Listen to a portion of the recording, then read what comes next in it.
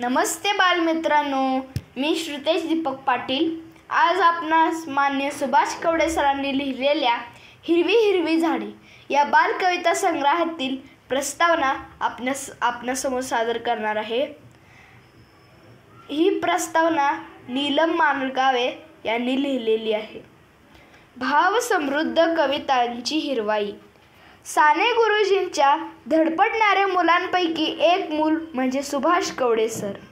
मुलांमध्ये रमणारे, निसर्गासोबत जगणारे, संवेदनशील मनाचे, मृदू भाषा बोलणारे सर म्हणून मी त्यांना ओळखते।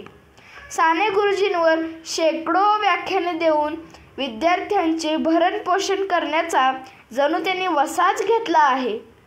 शिक्षक म्हणून मुलांमध्ये वावरताना मुलांचे भावविश्व समृद्ध करण्याचे, त्यांचे मानसिक आरोग्य निरामय करण्याचे, निसर्गाची आवड निर्माण करण्याचे, वाचन वेड लावण्याचे आणि ते वाढवण्याचे कार्य असेल किंवा एक मूठ धान्य गरजूंसाठी सारख्या उपक्रमातून मुलांमध्ये दातृत्व निर्माण करण्याचे कार्य असेल, सामाजिकतेचे रोपण करण्याचे कार्य ते 35-40 वर्ष सातत्याने करीत आहे। त्यासाठी त्यांचे मनपूर्वक अभिनंदन आणि शुभेच्छा।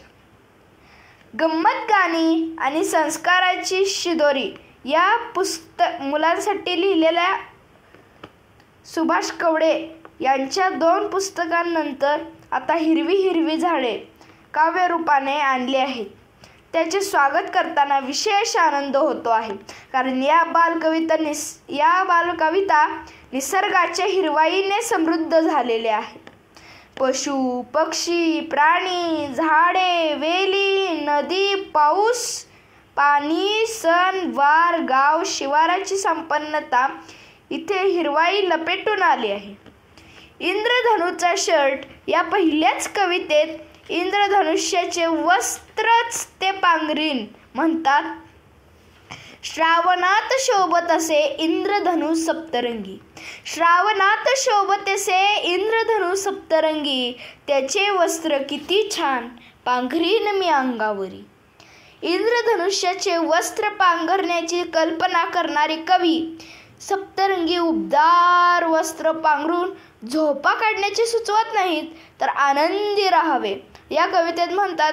माणसांनी गावे रोज नवे गाणे, माणसांनी गावे रोज नवे गाणे, आनंदी राहावे दिन रात। आनंदी राहण्यासाठी ते सांगतात, पाखरांचे थवे पाहावेत, आभाळीचे दिवे पाहावेत, आई वडिलांची माया जपावी, बागेतली फुले जपावीत, आपली संस्कृती जपावी, नाती जपावीत, देश जपावा, इतिहास जपावा, पर्यावरणाचे रक्षण करावे अशी दृष्टी ते देतात। म्हणून सायकल या कवितेत म्हणतात, नाही कोणताही खर्च, नाही कुठे अपघात, नाही कोणताही खर्च, नाही कुठे अपघात, पर्यावरणाचे रक्षण सायकली करतात। माकडाची गंमत या नावाची एक भन्नाट कविता आहे। त्यात ते म्हणतात, एकदा एक माकड आले आमच्या घरात, एकदा एक माकड आले आमच्या घरात, चक्क खुर्चीत बसले, टीव्ही पाहणे निवांत। हे चळवळे माकड फक्त टीव्हीच पाहत नाही, तर वाचण्यासाठी वर्तमानपत्र हातात घेते, मोबाईल घेते, खाण्यासाठी किचनकडे सुद्धा जाते। मेणबत्त्या विझवायच्या नाहीत, तर त्या लावायच्या, असं कवितेतील आई आपल्या मुलांना सांगते। ती म्हणते, मेणबत्ती मी तुझ्या हाताने लावीन आणि तुझ्या इवल्या हातात श्यामची आई देईन। कवी फक्त मानवी आईलाच आई मानत नाही, तर नदीला सुद्धा आईच मानतो। नदी माय नदी माय या कवितेत कवी म्हणतो, किती सांगावे दातृत्व आमच्या नदी मायेचे, किती सांगावे दातृत्व आमच्या नदी मायेचे, सुसरीला सुद्धा देई घर सुंदर हक्काचे। वाह, अशी प्रेमाची, मातृत्वाची, दातृत्वाची भावना किती उदत्त आहे। हिरवी हिरवी झाडे या शीर्षक कवितेमध्ये सुभाष कवडे म्हणतात, बाळा जपण्या माणूस एक झाडही जपावे, बाळा जपण्या माणूस एक झाडही जपावे, माणसाने जगताना उरी झाड पण ल्यावे. गवळे सर संवेदनशील मनाचे असल्यामुळे उरी झाड जपण्याचा संदेश देऊन मुलांमध्ये हिरवेपण पेरतात. या संग्रहामध्ये पोस्टमन काका, पतंग दादा, बंडूची शाळा आहे तशी पुस्तकांची दुनियाही आहे, जी मुलांना जगण्याचा एक विवेकी मार्ग दाखवेल आणि मुलांना निसर्गातल्या हिरवाईतून बोट धरून फिरवून आणेल.